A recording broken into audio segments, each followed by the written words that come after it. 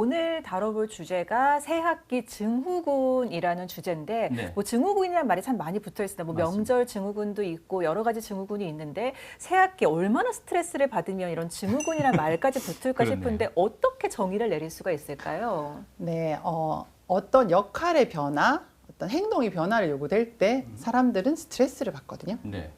그러니까 변화가 요구되는 게 일종의 스트레스로 작용을 하죠. 예. 근데 이 3월이 돼서 새로운 학교에 들어가면 아이들한테 어떤 변화가 요구되니까 그게 스트레스로 작용을 하게 되는 거예요. 그래서 나오는 일련의 어떤 증상과 행동의 변화들을 우리가 증후군이라고 하는 거죠. 근데 사실은 새학기 증후군보다는 새학년 증후군이 더 맞는 것 같아요. 아, 그래요? 새학년. 네, 왜냐하면 1학기에 적응하고 나면 2학기는 애들이 2학기는 편한가요? 훨씬 더 수월하죠. 근데 1학기는 새로운 관계를 맺어야 되고 새로운 사람을 만나야 되고 네. 새로운 장소에 가야 되고 그다음에 어떤 것들이 나한테 요구될지 모르는 상황에 애들이 이제 처하게 되니까 훨씬 더 많은 스트레스를 받게 되죠. 우리 직장인들, 성인들이 겪게 되는 월요병은 지금 말씀하시는 일종의 어떤 신학기 증후군하고는 어떤 좀 차이가 있을까요? 비슷한 느낌도 있는데. 제가 생각하기에는 월요병보다는 예. 직장을 옮겼을 때, 그렇죠. 이사를 했을 때 네. 그런 어떤 총체적인 어떤 변화가 이제 겪을 때가 훨씬 더 맞는 것 같고요. 하지만 새학기 증후군의 증상으로는 월요병의 증상이 나타나죠. 학교에 갈 때가 되면 애들이 배가 아프다, 머리가 아프다 하면서 안 가려고 하고 어떻게든 뭐 핑계를 대서 빠지려고 하고 이제 그런 이제 모습들이 나오니까 그런 모습들은 직장인들의 월요병하고 좀 비슷한 부분이라고 할 수 있겠습니다. 이런 부분도 좀 스트레스를 좀 받을 것 같은 게 코로나 이후에 아이들이 저희 때는 학교는 아파도 네. 뭐 죽어도 학교에 가서 죽어라 막 약간 이렇게 얘기를 할 정도로 학교는 무조건 가야 되는 곳이라고 생각을 했는데 이 코로나 시대를 지나면서 학교는 여의치 않으면 안 갈 수도 있다. 아이들이 또 이렇게 인식을 하는 것 같아서 부모들이 좀 스트레스를 받는 경우도 있는 것 같더라고요. 네, 맞아요. 네, 그게 이제 굉장히 큰 변화죠.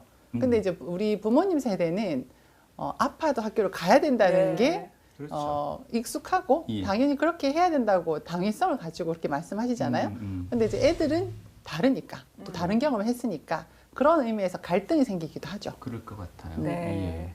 어떻습니까? 이게 개인차가 분명히 있을 것 같은데요. 아이들의 성격에 따라서도 분명 새로운 학년, 새로운 학교를 맞이하는 느낌이 다를 거란 말이에요. 소극적이거나 뭐 좀 소심한 친구들은 그런 증상이 조금 더 크게 나타날까요?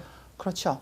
불안이 확실히, 많고, 예. 그다음에 어떤 불안을 달래는 데 있어서 자기 혼자 그걸 조절하기보다는 엄마의 도움이나 다른 사람의 도움이 필요한 경우에는 엄마가 없는 곳에 가서 오랜 시간을 보내야 되잖아요. 네. 그러니까 내성적이고 불안이 많고 그다음에 새로운 환경에 적응하는데 시간이 많이 걸리는 아이들. 그런 아이들은 새학기 증후군이 더 많이 생기는 편이죠. 저희가 지금 초등학교에 지금 집중을 해서 이야기를 하고는 있지만 사실 좀 익숙해진다고 해도 중학교, 고등학교 매 그 학교 다니는 순간들마다 항상 이 3월은 조금의 스트레스는 좀 있었던 것 같습니다. 그러니까 중학교, 뭐 초등학교, 고등학교마다 그 겪는 좀 차이점은 있겠죠. 네, 중학교 아이들은 초등학교 아이와 다른 점이 초등학교는 담임 선생님이 계셔서 네. 같은 교실에서 같은 그렇죠. 선생님하고 관계를 맺고 대부분이. 상호작용을 하는 경우가 많잖아요. 근데 중학교를 가면 담임 선생님이 계시지만 과목별로 선생님이 바뀌고 예. 그다음에 또 다른 교실에 가서 수업을 하게 되는 경우가 많아지니까 관계를 맺어야 되는 게 훨씬 더 많아진다는 거죠. 그러니까 아이가 신경 써야 될 게 훨씬 많아지고 네. 그다음에 나를 이해하고 나를 알아주는 사람이 적어지는 거죠. 담임쌤보다는. 그리고 훨씬 더 학업에 이제 중점을 두게 되니까 공부에 스트레스 받는 아이들.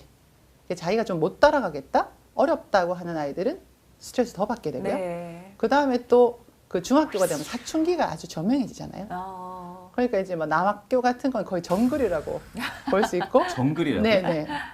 정글에서 아이들이 살아남아야 된다. 이제 이런 생각을 가지고 있고 네. 그러니까 친구 관계도 훨씬 더 다이내믹해지고 어떤 식으로 이제 반응을 할지 예상하기가 어렵고 근데 자기도 그렇거든요. 자기 자신도 조절하기가 어렵고 그런 것들이 부딪히면은 더 큰 소리가 날 가능성이 많아지니까 중학교 때는 이제 그런 의미가 있고요. 고등학교는 굉장히 멀리 배정을 받거나 그럴 가능성이 있고 네네. 그다음에 학습에 대한 어떤 부담감. 그렇죠. 이제 입시가 고1부터 시작이니까 그런 공부에 대한 부담감 이런 것들이 애들한테 많이 작용해서 뭐 불안하다, 우울하다, 걱정된다 뭐 그런 얘기들을 하면서 병원에 오는 경우가 많죠.